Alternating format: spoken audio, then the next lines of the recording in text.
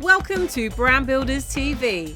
Deep dive topics, tools and resources brought to you by global thought leaders from within the Brand Builders Club.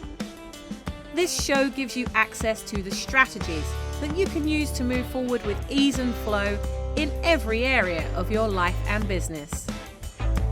In today's show, Simon is going to talk about how to change your child's behaviour. If you are at your wits' end or you know someone that is, and you've tried so many things that don't work, today Simon is going to change that for you by talking about how going upstream of behaviour creates lasting change. Learn it, model it, and get shit done. Let's go. Hi, good morning, everybody. Good morning, everybody. Welcome to Brand Builders TV. So today, I'm going to be talking about behavior change. So getting your kids to do something different. So, yeah, a lot of parents struggle with this, and I'm thinking about myself and I'm thinking about myself and how my parents struggled with me to get me to change my behavior, and also how they struggle with my sister as well to get a change our behavior. And every parent does struggle with this, don't they? I don't know why I've got a smile on my face, but I guess it's the shared humanity. It's the shared humanity. The hearing that somebody else is struggling, hearing that it's not just us that are struggling, is comforting to a certain extent. When we hear that somebody else is going through the same thing as us, we think there's a kind of there's a sigh of there's a big sigh of relief. And hopefully in that moment we see that there's nothing actually wrong with us and what we're doing in our lives, what we're doing with our families, what we're doing with our kids, because we question ourselves, don't we? We question a lot of we all question ourselves all the time, and we take that internal dialogue, that questioning, seriously sometimes. That tends to lead us into tricky places. I guess where one of the places that goes into that parent guilt zone that so many of my clients tell me that they fall into. They fall into this guilt, this feeling that they're not doing enough for their kids, that they should be doing more for them, that they set out to be an even better parent than their parents were, or they set out to be a much better parent than their parents were, depending on what their experiences were. And we all have that. We all have that questioning, that voice in our head, that internal critic that says you should have done this better, you could have done that better. And that can become pretty debilitating, can't it? It can stop us doing stuff, and it can become upsetting. It's just a nagging voice in our head. So it's a relief to know that everybody else is struggling in the same way as us. It's nothing personal. It's nothing wrong with us as an individual. It's just the way things are. So let's get into this then. Behavior change, changing the way our kids behave. I guess we're talking about behavior on a whole load of different levels here. We're talking about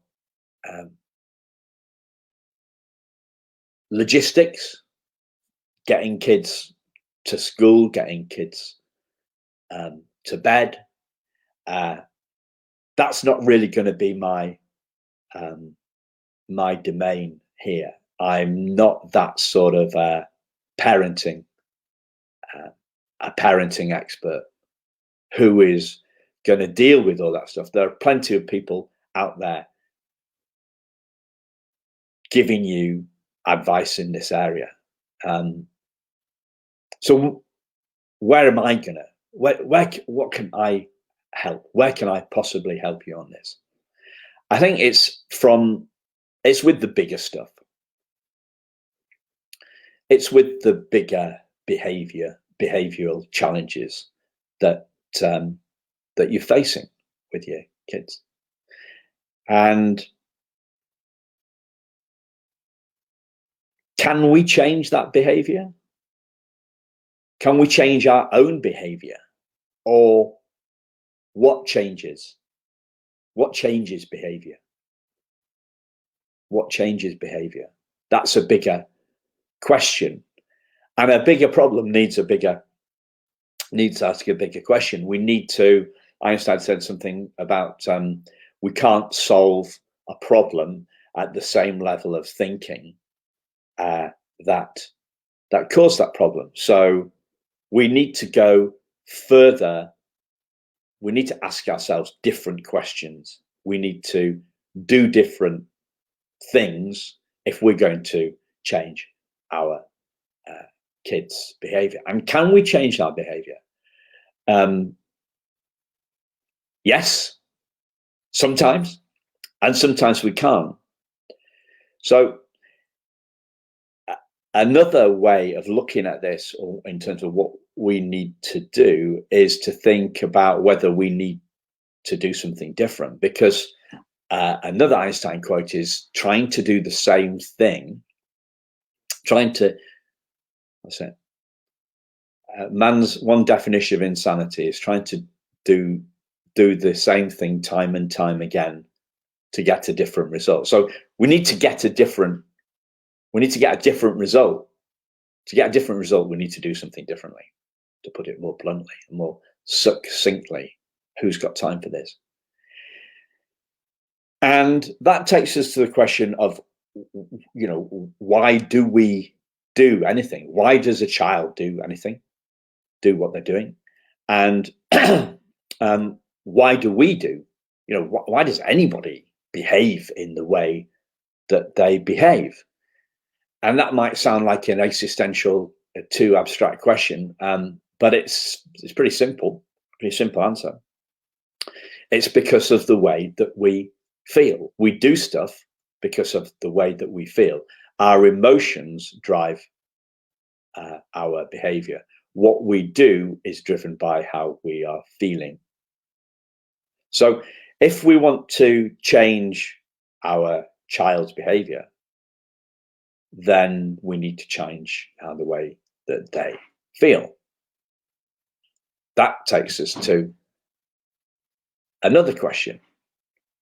Why do we feel the way that we feel? Well, that's usually it's because of the thoughts, not usually. It's because of the thoughts in our head. So our thoughts drive our feelings. Our feelings drive our actions. And our actions drive our results.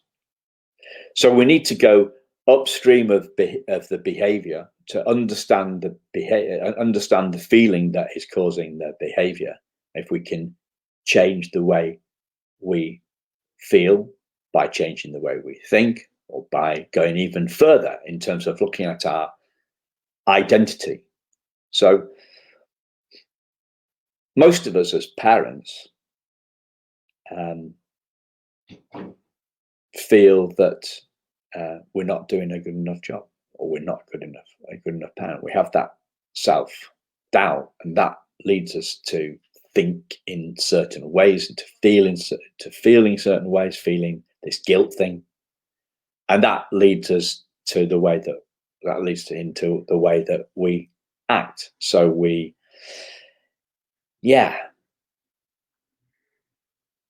so we need to understand all this stuff, not at a particularly deep level, but we need to understand why what we're doing isn't working. And then if we do something different, then our children's going to do something different. So upstream of behaviour is where the answers lie. How do we change all that? How do we change all that? Well, the first thing is about understanding what's going on for our child. Understanding how they are feeling and helping them understand how they're feeling, and helping them understand that they can change their feelings by changing their thoughts. So this is more about coaching than telling. So the idea that popped into my head when I was thinking about this morning is that understanding, that empathy, understanding how our child is feeling, and not negating that feeling, not questioning, getting them to question their what's going on for them. So I remember when I was about 10, I got I ran in front of a car. It was the last day of term, and we were walking through. I was walking through town to get the bus home. I wonder how many 10-year-olds get the bus these days. I don't know. Who knows? In those days, it was the norm. So I've been to the sweet shop. I'd been saving up my pocket money, or saving up some pennies to get some sweet. And I remember I ran across the road because I'd been dawdling in the sweet shop picking sweets, and I was worried about missing the bus home. Another bus for an hour, and I didn't see this car coming out of the. The side street, and I ran. It was a van, actually, a little van, and I ran straight in front of it and knocked me over, and I went down. I remember this bottle of fizzy pop running away across the, spinning away across the road. And the guy got out, and how are you doing? And yeah, I'm okay. And it hit me on the thigh or something like that, bumper or something like that, and I felt I was okay. It knocked me over, it hadn't run me over. And then when I got home, I said to my mum, I told my mum what had happened, and she said, "Oh, you silly idiot," or something like, "What did you do that for?" And I thought, oh, that's a bit strange. I didn't do this. I didn't do it on purpose. And most of the time, we're not doing stuff on purpose, are we? I didn't. And so getting told off for being silly or being stupid, it got me thinking about, well, I didn't, and my instant reaction is, well, I didn't do it on purpose. I'm not,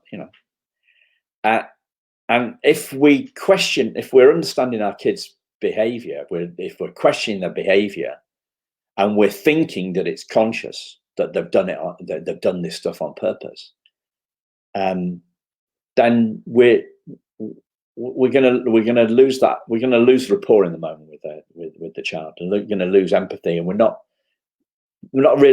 gonna lose our connection. We're not connecting, because most of the time, we're not doing, as adults, we're not doing stuff. We're not choosing how we act or choosing how we feel. We're reacting, or we're responding. So most of us wouldn't choose to be annoyed in a traffic jam, or honk the horn at somebody, or I try to give some examples that are perhaps less threatening. We're not choosing how we act, because we're not choosing how we feel, and neither are our children. They're not choosing how they act. They're not choosing the feelings that caused their actions. They're not choosing the thoughts that drive those feelings. So we've got to kind of unpick this, or help our child unpick this, and look at that, the simplicity. There's a stunning simplicity in, why did you do what you do? Well, I don't know, Mum. We don't want to be at the behavior level. We need to be understanding the feelings that drove the behavior through gentle, empathetic questioning, through showing that we felt that way too, by making it okay to be, making it for being vulnerable, by making it okay to not be okay, before we gently take our children onto the thoughts that are driving that that feeling, maybe the insecure thoughts that they've got, and through love and bringing our unconditional love to our child to drive that self of that feeling of security and self-worth. You know, the biggest thing that we can do for our kids is to demonstrate to them that we love them no matter what. So this is this is unconditional love, coming from unconditional love for our kids, helping them see that we're coming from that unconditional love space is a whole different ball game to don't do that or change the behavior. You see where I'm going with this? And I'm talking about obviously I'm talking about the deeper stuff. But at essence, this is about us understanding that our sense, our identity, our self-worth, our idea of who we are, our security and our comfort in our own skin, our identity, who we see who we are. That drives our thoughts. Those thoughts drive our feelings, and those feelings drive our behavior, and our behavior drives our results. And I got to say that what I found the most effective way to look at this, explore this with our child, is by coming at, so that traditionally, you'd be looking at, how can I improve my child's confidence? And you have a conversation with confidence or self-esteem or positivity, and you'd be trying, parents tell me that they try, I've tried to get him to see his own confidence. I've tried to boost his confidence. I've tried to get him to think more positively. And we have all these conversations with our kids and we're essentially trying to change them on our terms. And then, and those conversations aren't as effective as what we'd like as parents. Well, the children don't really want to talk about that stuff. Not when they see that we're coming from our perspective. When we're coming from our perspective, what we need to see, the change we need to see in the world, we're trying to live through the kids. It's our agenda. So often, so much of the day, the children's agenda is set by our agenda, or the children's agenda is set by the school's agenda. The school's agenda, well, the school's agenda is better exam results, bottom line, better exam results. That's what drives the schools. The system is set up. The whole system is set up from. So today, you think about come out of education. Kids come out of education, get a good job, to get a good job, to get a nice house, to get the mortgage paid off, to get the retirement. The whole system is set up on an economic basis, and that's bringing that back to so to get into university, we've got to do well at school when we're 18. the schools, the agenda. So the agenda is driven by academic results. That's the stuff at 18. What happens when the kids are 11 and in primary school? The whole agenda is set by the test results. The schools, the head teachers' bottom line is their place in the league tables, and that's what the whole system is set up for doing. I'm not criticizing head teachers here. That's what they're set up to do. That's what their bottom line is their place in the league table. So the kids are not empowered. Kids are not empowered. They are driven. Their agenda is driven by somebody else's agenda, whether it's traditionally, not traditionally, from 9 o'clock to 3 o'clock in the day, 9 o'clock in the morning till 3 o'clock in the afternoon, driven by the school's agenda. The way to engage your child in any conversation about changing anything within them is by looking at what they want. If we can tap into what they want, we can have this conversation about their dream,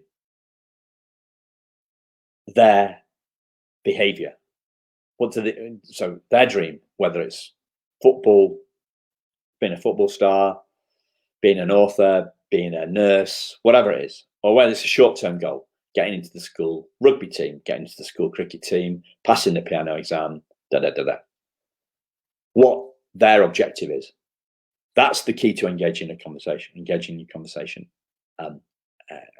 your child in a conversation about all this stuff.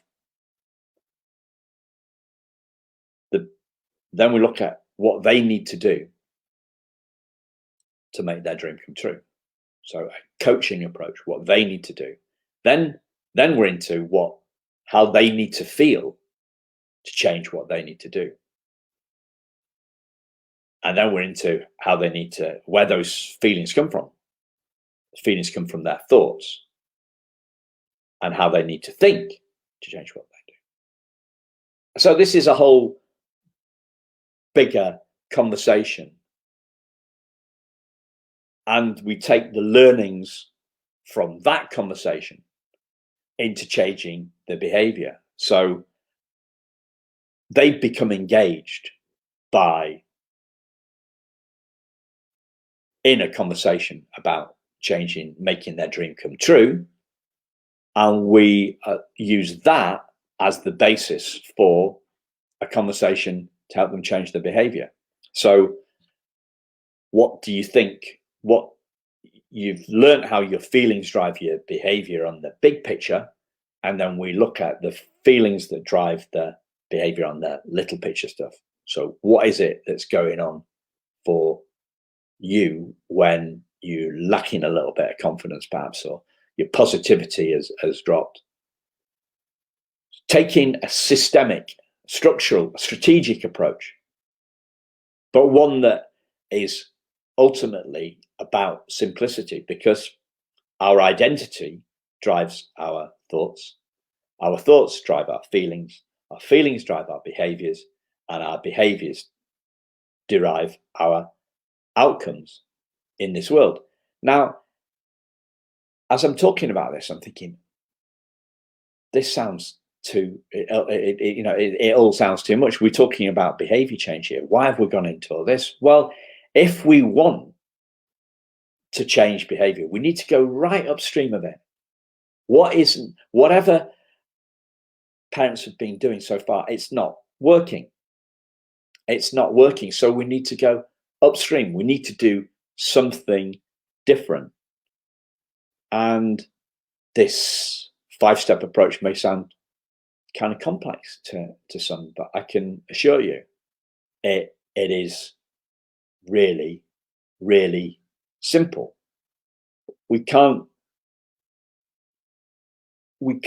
If we can't change our own behavior, then we can't change our kids' behavior. Right? Beyond the simple stuff, the simple stuff, stopping them doing something when they're in danger. I'm talking about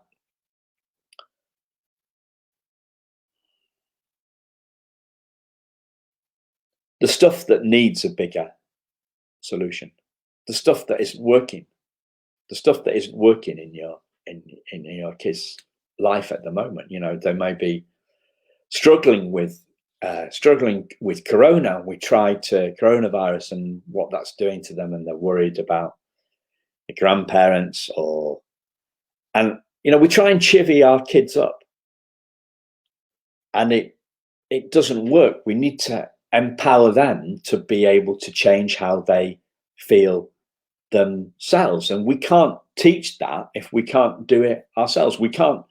I can't teach your child. You couldn't teach a child to speak French if you couldn't speak French yourself. I couldn't teach a child to speak French because I can't speak French very well myself.